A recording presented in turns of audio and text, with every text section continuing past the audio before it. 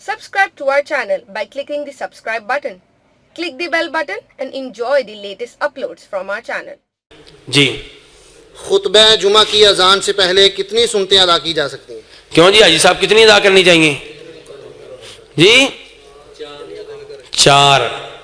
میرے بھائی نبی علیہ الصلوۃ والسلام کے زمانے میں پہلے مجھے یہ بتائیں جمعہ کی اذانیں کتنی ہوتی تھیں؟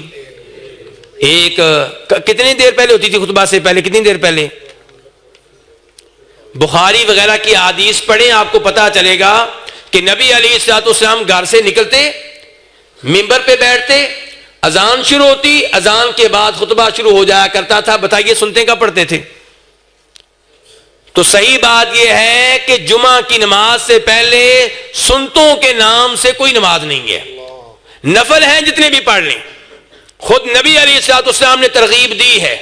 مسلم وغیرہ کی احادیث ہیں جن میں آپ نے بتایا کہ جو آدمی صبح صبح غسل کرے، اچھی طرح کرے، خوشبو لگائے، تیل لگائے، جلدی جلدی مسجد میں آ جائے اور مسجد میں آ کر جو اس کے نصیب میں نماز لکھی ہے پڑھے، فصلی ما کتب لہ.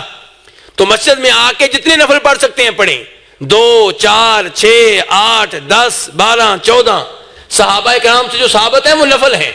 تو سنتوں کے نام پہ نماز جمعہ سے پہلے کوئی چیز نہیں ہے. نماز کے بعد سنتے ہیں 4 بھی پڑھ سکتے ہیں، 2 بھی پڑھ سکتے ہیں، مسلم شریف کی حدیث ہیں.